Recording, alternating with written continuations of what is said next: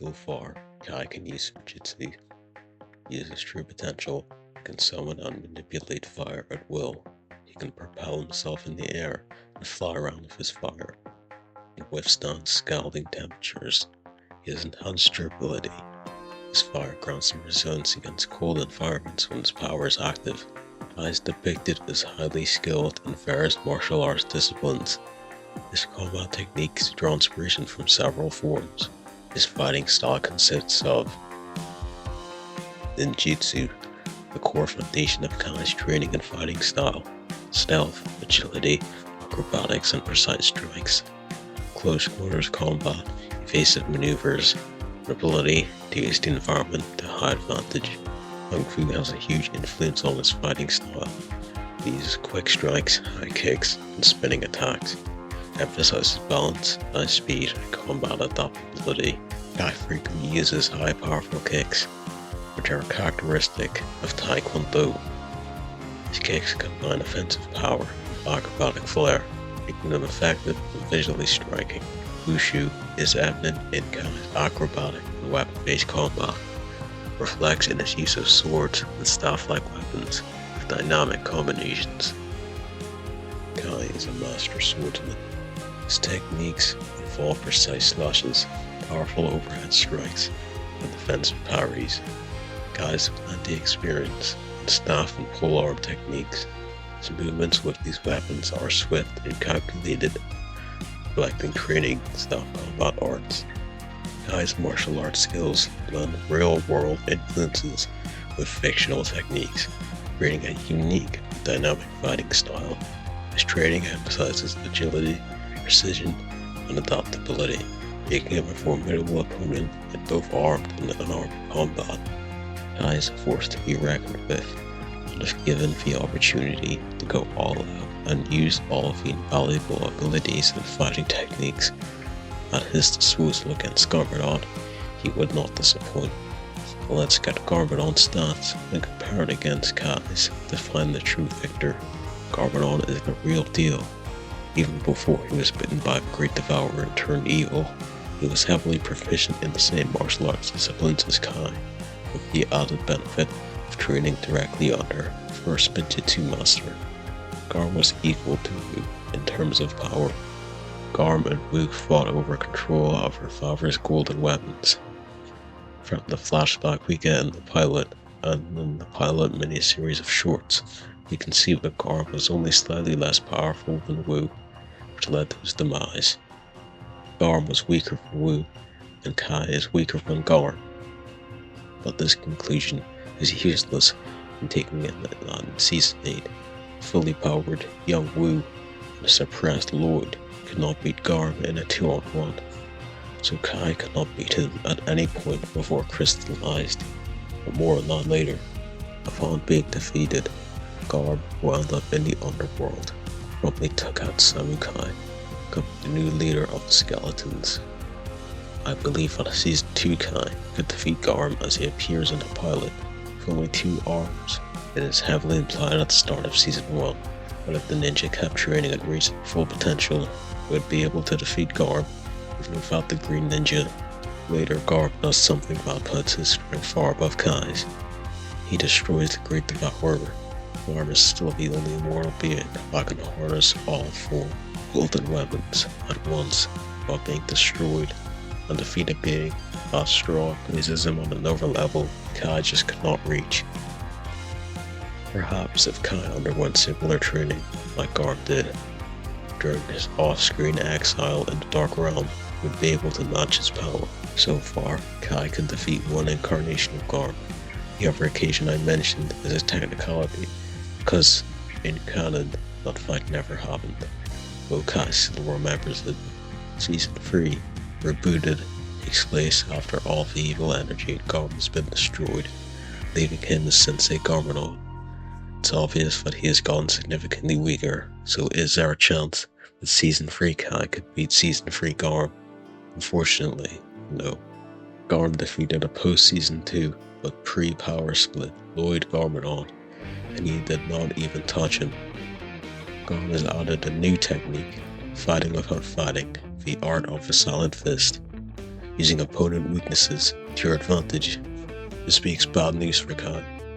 There is no argument about Kai being a hothead, self-confident and arrogant, pitting him against the Garmadon with no rage, but only calmness. The trouble he experienced in many martial arts disciplines would lead to Kai's quick defeat. Take Kai from the Oni arc on Season 4, and he beats Garmadon easily. If you remove his Oni power, you are left with a very skilled fighter. But age is age. At some point in Season 3, his brother gets turned into Takmu and destroys Kai in a one-on-one fight. Garm does little better against Takmu, but is gradually overpowered and left hanging on to the edge of Borg Tower. Using Garm's opponents, who is an estimate of where he's at power level wise, but only our Kai is much stronger than Takmu, which by association makes him much stronger. Season 3 Garm. Garmadon comes back from a curse of realm in Season 8, the Sons of Garmadon. It's obvious from his reintroduction, but he is much more powerful than before, as if his Oni power had been fully unlocked. This new strength and bloodthirsty demeanor impacts Lloyd in their first fight. Lloyd is no pushover, and it's clear that as his maturity has grown, so has his fighting prowess. But Lloyd was heavily conflicted as his father had just come back to life. He wanted to reason with Garm to see if his father was still in there, but he was not. Lloyd lost to Garm because he was not the right mentality and did not have the guts to take Garm down. He had to learn how to endure and resist Garm's attacks to beat him, like he did at the end of Season 9.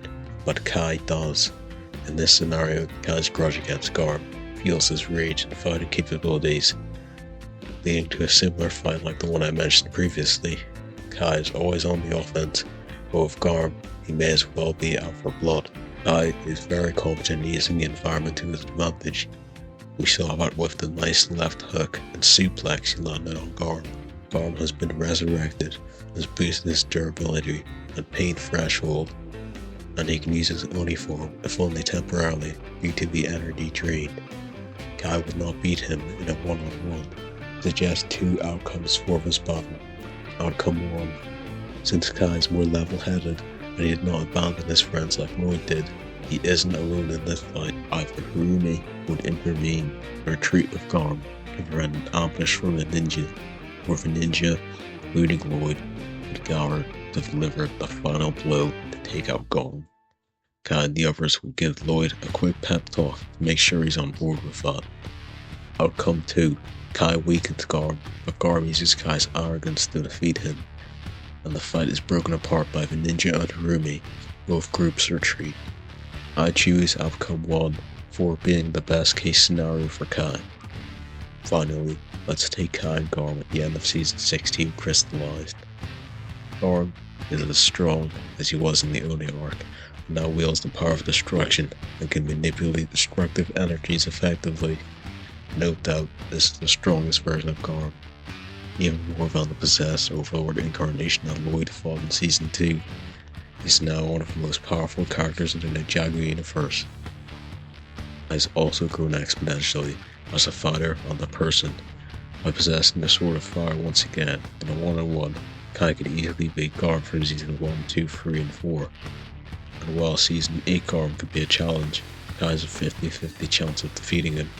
So yes, Kai could be all versions of Garm from Season 1 to 8. Garm is too powerful from Season 9 to 10, so Season 16 Kai still cannot secure a win. That plot moment I admitted previously is now relevant.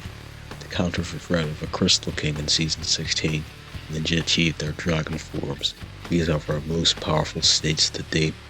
These forms represent their connection to their elemental powers at their peak.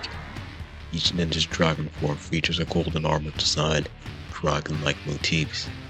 The ninja could manifest energy-based dragon wings, which grant them the ability to fly and maneuver in combat.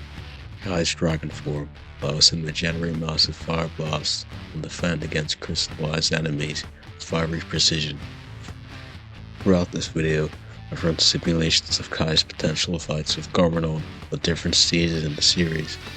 These have given me detailed plans of potential starters and decisive final blows that would give Kai victory. Facts from these simulations are shocking. Kai dominates from Season 1 to 4, and with his enhanced mobility, can control the pace of their fight. Dragon Kai wins narrowly against Garmadon from Season 8 to 10. That answers the question of this video, but I had to run one last simulation. Dragon Kai versus Garm from Season 16.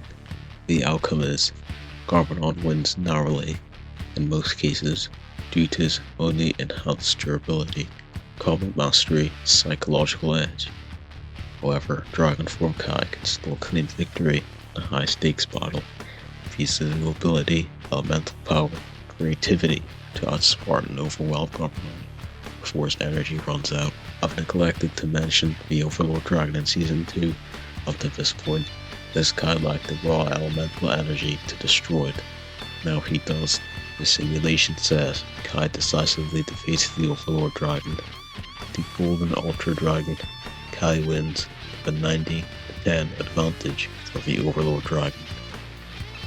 The fight would be intense, but the overwhelming power and synergy of the Golden Ultra Dragon and Kai Dragon Form would make victory nearly inevitable. It would decisively overpower the Overlord in this form. The Season 3 Golden Master would have the same outcome. To answer the question, could Kai the Master Fire defeat the King of Shadows Lord Garmadon at any point in the series? Yes, he could, at every point in the series. Thank you for watching.